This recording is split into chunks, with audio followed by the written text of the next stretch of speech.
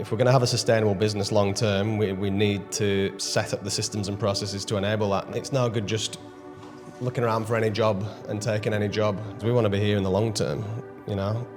And what we mean by that is, over the years, we've just built up a buffer. This is Paul Dugdale, co-founder of Gentrify, Geelong's premier custom home builder. And on this episode of the Builder and Marketing podcast, we sat down with him in Melbourne to hear their proven strategies in how they became leaders in the luxury home builder space. And more importantly, how they've been able to sustain quality amidst all the recent worldwide challenges. Jumping right into it, if we could maybe go back first, can you give us a bit of a backstory as to how you got into the building game? When I left school at 16 in the UK, I actually got an apprenticeship with a cement factory as a mechanical maintenance fitter.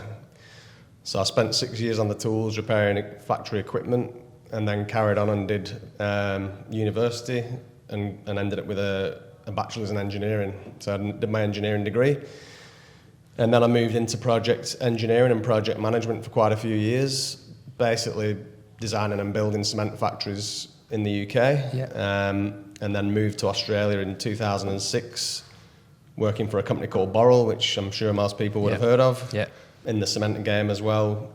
Again, managing major projects, moving into asset management and reliability. And then all the way through to National Head of Engineering, Asset Management and Sustainability for one of the biggest food manufacturers in Australia, Simplot, Australia. Okay. Now you have my attention, because how do you go from that to luxury custom homes? That's quite an interesting question. Construction's always been in my DNA, residential too. It's a passion of mine. I just love all things building. My granddad was a builder. That's right, yeah. He was in the Second World War and was captured and became a builder afterwards, and I always looked up to him.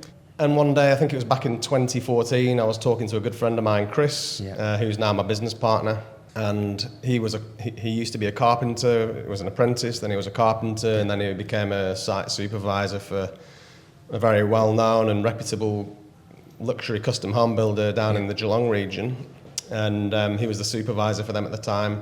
And we just got chatting one day, and I remember saying to him, you know, what do you want to do? What do you want to be? And he wanted to be a builder, and one thing led to another, and one conversation led to another, and we decided, well, why don't we set up a building company? Yeah, right. So we set Gentrify up in 2015, and here we are in 2023. Yeah, well, I'm keen to hear more about that from 2015 to 2023. One thing that I really admire with you is you don't just jump in and just do. I mean, you're not afraid of taking action, but you're very critical with how you think, and you think things through. What were some of the foundations that were very important for you to lay in place when the company started? I mean, it's been quite an interesting journey to get to this point. You know, when we founded the business originally, I was not an operational director. I was a director and a shareholder with Chris, but I was still working at Simplot at that point. Yeah. And I actually only came across to Gentrify full-time 2.5 years ago. I think it was around about September 2020. So we started off really small, and it was really all about establishing the business, get the foundations right, set up systems and process, and be really clear on what you want to do and what you don't want to do. But to be perfectly honest, the strategy and our vision has changed a lot over the years. When we first started off, we talk about seagulls, you know, use that analogy. We were like seagulls, you know, like we'll take any job. Take any. You stand up a business and all of a sudden you've got overhead, you've got costs, you've got carpenters. I think that'll resonate with a lot of builders, that Seagull approach. I've never heard that analogy described like that. That's really, really clear. It paints a very clear picture. I think of Nemo. Mine. But for those listening to this that might be unaware, they're maybe newer builders, what are some of the big problems that come with that approach? Well, the Seagull definitely ate a few rotten chips along the way. And I'm going to use, that was a saying Chris once said that made me laugh, so I thought I'd just repeat that. Yeah. The problem with that is you don't know who you are and what you're trying to achieve, like what's the goal here. So it's no good just looking around for any job and taking any job. So that's one thing we would definitely do differently if we were to do this again. If we were to stand up a new company, it would be done very differently to what it was at the time. And it would be a lot more along the lines of what we're doing now, which is have a very, very clear strategy. Okay. Be very clear about who you are, what do you stand for, what don't you stand for, what do you want to be known for, and then and then build a plan to get there. So, what are the strategic imperatives that you're going to put in place, and the actions to then support those imperatives to deliver on your vision and attract the ideal client and the ideal project. At what stage did you, because like you said there, you didn't start out with all that in place. Was there a crucial point where you realised, hang on a sec, why is it not coming together, or we need to stop and get clear on all these things, and what maybe caused that point in time? Was there a big thing, or it just was an accumulation? It was a few things. I mean, when we first started out, we were operating in Melbourne and Geelong, and the reason we straddled the two is because there was conversations early on about moving the business to Melbourne. Okay. However, circumstances changed and we decided that wasn't going to be the case. So what we decided was focus on Geelong region and the Bellarine, tighten up the geographic build zone, and then put a strategy in place. But I think one of the key shifts that we made was when I came across in 2020, because all of a sudden you've introduced another employee, another amount of overhead that needs to be recovered. And so obviously I've got a fairly clear vision of where I wanted to take the business, and that's where Chris and I obviously had to discuss that and align, right? Because at the beginning, I think it's fair to say that we weren't 100% aligned, and that's one of the challenges of having a business partner. But we worked through it collaboratively and found the common ground, and that's key. Like if you're going to have a business partner, you have to listen to each other and try and find that common ground. And if you can't find the common ground, it's not going to work. So that's one thing that we did very early on, and worked through that. And then in order to get to the vision, like you have to have a plan. Yeah. So coming out of like global businesses and in senior roles, I'm really used to having a corporate strategy and then having a plan to get there, and very robust systems and processes to get there. So now you remind me about I remember discussing that as a team, because that was very new to us in terms of the builders we work with. When we started chatting back in 2020, was you're like, we have a strategy, and then you sent it through to me, and I was like, holy moly, like the detail on this strategy and everything was line item and then broken down, and not many people have spent the time doing that. So you had that, but you didn't have that day one. No, not back in 2015. But we produced it very quickly. As soon as I came on board full time, that's one of the very first things that we did. Because this is real. We've got to, if we're going to have a sustainable business long term, we need to set up the systems and processes to enable that. Now, if you're a really small builder, maybe not quite as critical. But once you start building multiple projects at once, and you've got a couple of supervisors and a construction manager and an estimator, all of a sudden you've got a pretty big business and a lot to manage, and you can't manage a larger business. I'm not saying we're a big business at all, but you can't manage effectively a larger business without having systems and processes in place. You need to ensure that all of your staff have all the information they need when they need it at the fingertips. None of this information's power, keeping it close to your chest. Give the guys the information they need, give them the systems, give them the processes. How do we manage a builder requested variation? How do we manage a client requested variation? How do we keep track of the changes throughout the system, whether it be the spec, drawings? How do we make sure the trades have got the updated drawings and have not got the old drawings? And then, there's a lot that can go wrong, and it's really about error-proofing the business. How do we ensure that we've got sufficient checkpoints and systems to prevent issues happening that you don't want, that the client doesn't want either. So systems and processes are really important. What importance would you place on clarity of vision, and that is shared with the entire team? Very, very important. Okay. It starts at the top. So for Chris and I, we have to get clear on the vision. But what we did is we roughed in a strategy, and it was a strategy on a page. Yeah.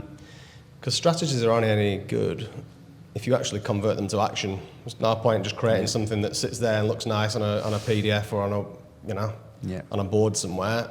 It's about the actions that flow from the strategy. So strategy comes down and actions come up. So we socialised the strategy, and with the team, we brought them into the office, had it up on the screen, workshopped it together. Yeah.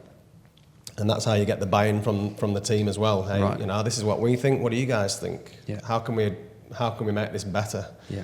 So what Chris and I first put together isn't what we ended up with. Okay. And that's a critical point. Because you had the team's input as well. Absolutely. Yeah, it's huge. If you haven't got the buy-in of the team, nothing will happen. Yeah. If they don't buy into it and don't believe in it, it's just words on a page. Yeah. So, and then you got to keep referring back to it.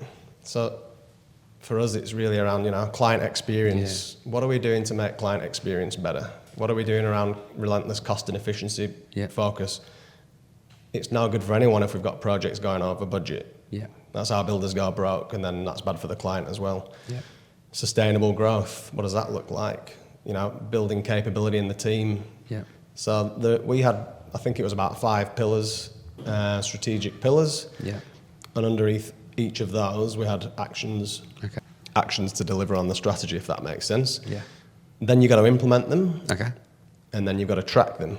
So, for example, one of the actions was to engage Biz Video to help us build the Gentrify brand. Right. Tell me more about that, please. That is exactly that's why I sent you the strategy, because Biz Video was one of the actions to deliver on one of those pillars to deliver the ultimate vision. So it's no accident that we rang you, JP. I love that. And what was it about us that appealed to you, that fitted what you were trying to achieve? That's a good question. I mean, I saw you and started sharing your posts on Facebook a few years ago now. And I watched for ages, and I didn't take action for a long time, and because I was a little bit hesitant, because we're a newish business, and that's a massive investment for us. It was at the time. Yeah. After watching your socials and researching you a bit, I started to feel like, you really knew what you're doing. You're targeting builders. Yeah. It's about the story, and so you started building trust with me without even realizing it, because. Your strategy was working, build trust. So eventually I called you up and we had a chat, didn't we? Yeah. And that's how that sort of played out. And now in some ways we're doing the same thing, aren't we? We're telling our story. Yeah. And building trust with your people clients while we're asleep. Yeah. It's automated, so. What's that like, knowing that that's in place? It's being automated, the story's out there being used. It's great, and I reckon a lot of people do watch it. I can see the stats. Yeah. So quite often clients, when they ring up, they're coming in a lot hotter now. Yeah, break that down for me, because that's a big question, or that's something I try and explain to people, is the impact that you're going to see.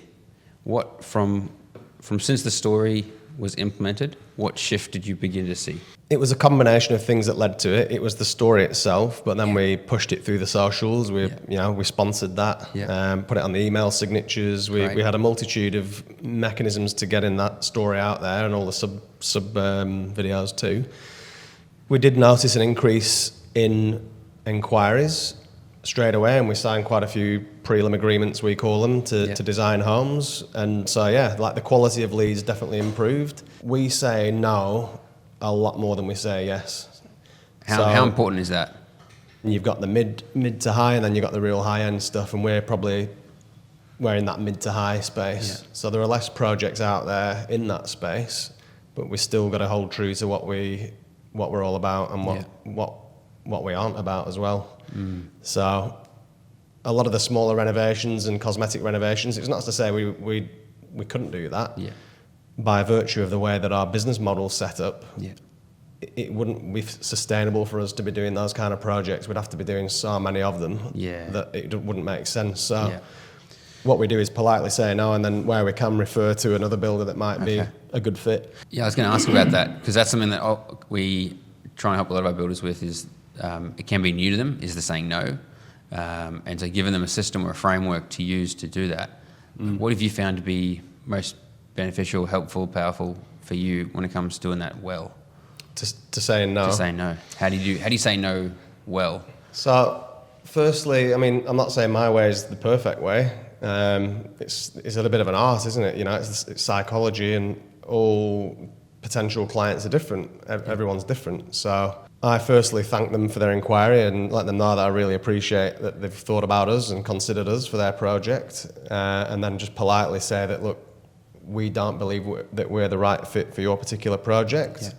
And I might sometimes elaborate as to why. I might just say that we specialise in mid to high-end custom homes and like the major extensions and renos. However, you might consider trying this builder who, from what we understand, does specialise in your type of project. And so you're not just dropping a dead bird at the feet, so to speak. You're giving them another option or an alternative.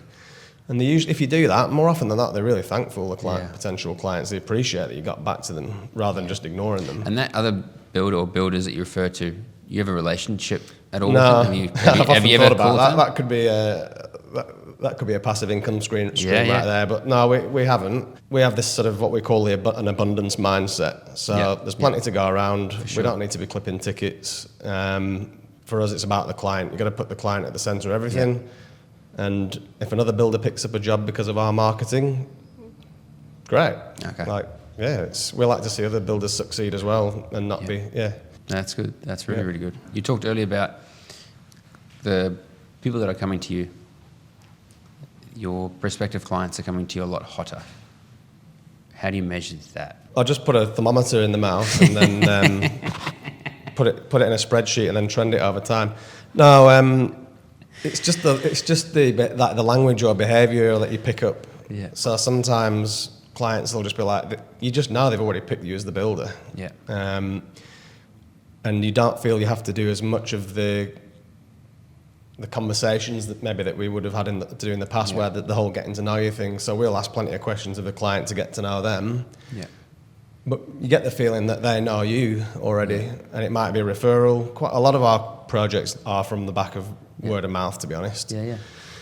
But a lot of clients or leads that come in might, because we often ask them in a questionnaire.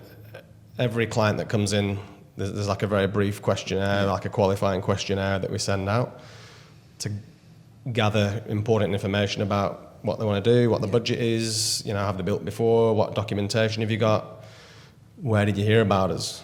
So we can see, is it Google, is it Facebook, is it Insta, is it word of mouth? So, it just, straight away you're almost talking about, the project versus them qualifying you as much. You're trying to sell yourself.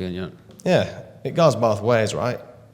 Clients qualify the builder, but importantly, we qualify the client. That's very important. And so, do we think this is the right client for us? Do we think this is the right project for us? We're learning every day. Like, you got to learn from your previous experiences, like the old Seagull, We're more like eagles now. We don't just go around picking up dodgy chips. Can be a bit more selective about our diet. Nice. I like that. So you're a healthy eagle. Healthy eagle. We're a quite healthy eagle, yeah. I mean, the food sources vary depending on the time. At the moment, we are seeing a shift in inquiry, but also... Talk to me about that. What shift are you seeing? A lot of builders out there want to go, what are you seeing? What are you hearing? And depending on the market, depending on how much they open their eyes, how much they listen to, where they get the information from, they're seeing different things. What have you been seeing over the last little while? What shift are you seeing? Like many builders, we found COVID very, very challenging. Okay. We're in Victoria, where we had the longest lockdowns in the world. Major supply chain challenges, lead times blew out, huge. We used to be able to get a prefab truss in 3 weeks. It just blew out to 16 plus weeks, which impacted cash flow. And then obviously rapid escalation of materials and then labour. So very, very challenging times. Then we get out of COVID. We feel like we've beating our way through the jungle, come out all scratched, and we're on the beach. Except now we're back in the jungle again a little bit because whilst the supply chain issues have been somewhat alleviated for the most part and prices have stabilised, labour is now more challenging than it was. Okay. And what do you think is causing that? Pardon? What do you think the biggest cause is of that? Just supply and demand. You know, certain trades, we were finding it challenging for a while there to get good quality carpenters. That's we've solved for that. We've got an internal gang. We run 3 internal gangs of carpenters, Gentrify employees. Wow. Plus a number of trusted subcontractors. Yeah. The subcontractors were very, very busy, so it was just hard to secure good quality carpenters. There's plenty of carpenters out there, but they don't all meet our standard in terms of quality, which is critical. Bricklayers, also quite challenging in our area. So that's largely under control now, but it's more, what we're seeing now, of course, is we've had a rapid cost escalation for building houses. Yeah. You know, potentially around 30% in the last 18 months, 2 years. So that's challenging for clients because now they've got to find more money to build a house that they want to build. Yeah. And then you compound that with the fact that interest rates have gone up. Mm-hmm. What have they? They've pretty much doubled in the last 12 months. So now they're paying twice as much money for a house that's costing them more. Yeah. So budgets are massively under pressure, and I don't mind saying that we've had some deals fall over recently as a direct result of that. Yeah. Affordability is very challenging for people at the moment. So we are seeing a slight dip in inquiry, but also contracts going to site. But it's also, if you take the big picture view, which I always do, and I don't really pay too much attention to mass media? No. To sensationalist news media. You know, the media are paid to sell newspapers and scare people, and you know. Yeah. But if you take a big picture view and look at the broader economy and the building industry, it's always been cyclical. Yeah. The property market's always been cyclical. So we're in that part of the cycle right now. So it's just about always making sure you're set up for the long term, you're thinking long term, and you're pushing and pulling the right levers to manage your way through it. Yeah.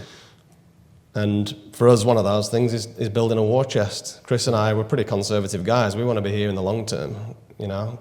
And what we mean by that is, over the years, we've just built up a buffer, and we try and keep it ideally sort of 10 or 12 months of fixed cost and overhead in the bank to ride out tough times.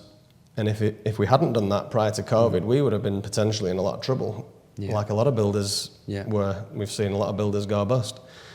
So it's really about, you know, managing for the short, medium and long term, and having the right mindset in place and be looking further out all the time. Mindset is a big one, and that's one thing I really like with your mindset. You're very, maybe it's the engineering background, very logical thinking, looking at the right information, so looking at the source of information and then assessing it from there. I feel like you're a glass half full kind of guy. Just the way you talk, it's the value, it's not the cost. A lot of builders I've heard describe that with the price increases and interest rate increases, the way they describe the outcome of that being, well, they're now getting a lot less for their money. Whereas the way you just said it was, they're now not able to quite get that. I'll have to go back and listen to that, what you said there. The way you said it had nothing to do with focusing on the missing out or losing anything. It was more like, we're now just going to be getting something differently. Or different to what maybe those expectations were originally. Yeah. How important is having the right mindset to you and your team? Critical. So that was tested to the max over COVID, because we were getting hit with every single day. It was some more bad news coming in, and I'm a pretty resilient person, and so is Chris. Yeah. We were tested to our limit, you know. Phone call, we were cut loose by our trust supplier that we've been working with for years, who decided that we've got no timber, we're just going to focus on our top 5 builders, volume builders. We were cut loose during COVID when we've got houses under construction. Wow. we're ringing around Yeah. suppliers, and we're getting nowhere fast. And you can imagine the stresses involved in that. Now, we did manage to secure supply, and we've got supply now, but it's a moving feast.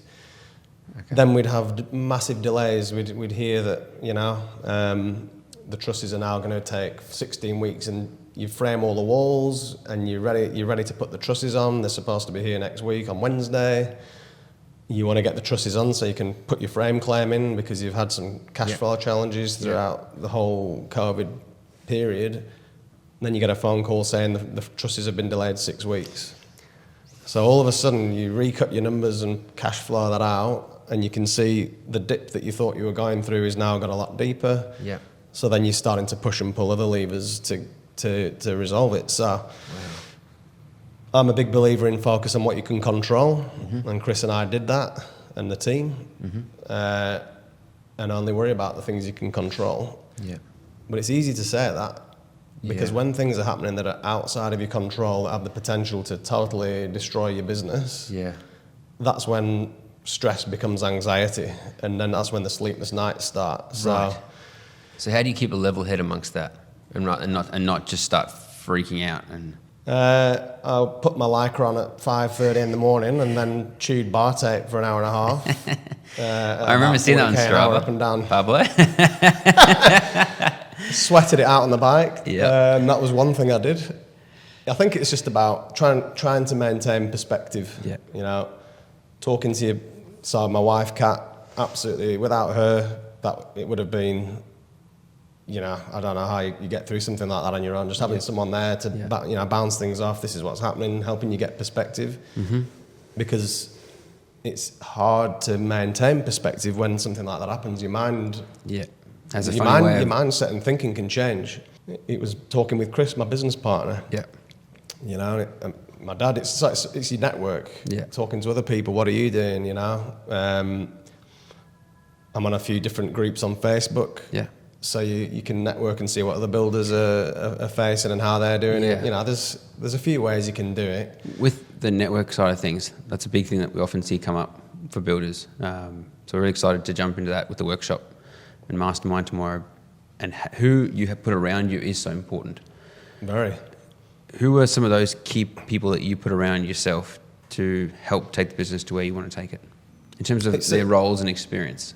It's a multitude of people. So I bounce a lot of things off my dad. He was a businessman. He's an engineer himself. Didn't do residential construction, but a very seasoned and experienced businessman who I respect very, very highly. Yeah. He was recently awarded the British Empire Medal by Queen Elizabeth, and went to the Buckingham Palace last May and met Charles and Camilla, and now Charles has invited my dad to his coronation in May. He's an inspiration to me. Are you his plus one, or? No, there's no plus one, unfortunately.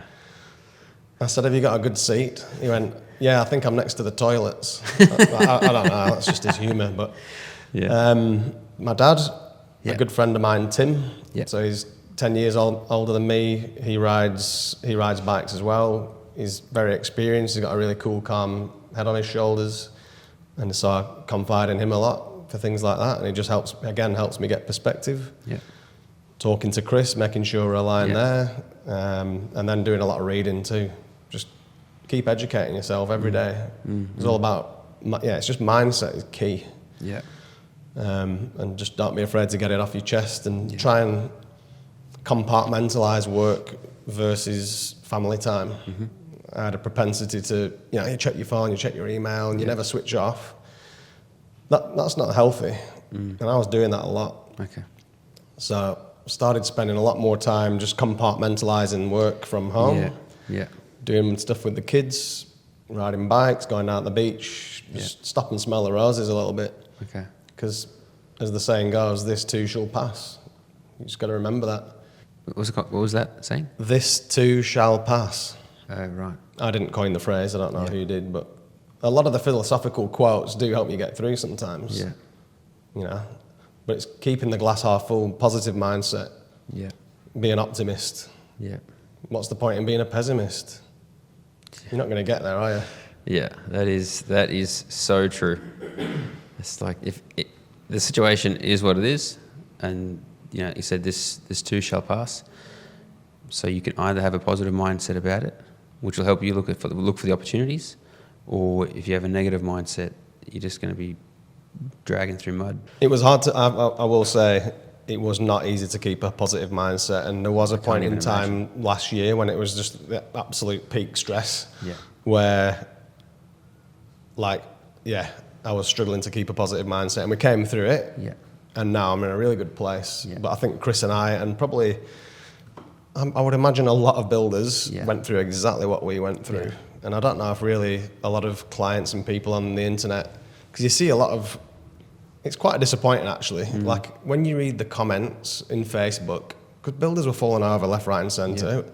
And every time I saw that, I was like, you just imagine what those people are going through. Yeah. They put everything on the line, and then you go into the Facebook comments, and people are just like, oh, you have to sell your jet ski, or you have to, and just lots of negative comments, and that's part of the problem in the industry, I reckon, and it's about one of the reasons we're trying to build trust, because builders aren't out there to rip you off. Well, I would imagine the vast majority of builders don't want to rip you off, but there's a perception out there that that's what builders do.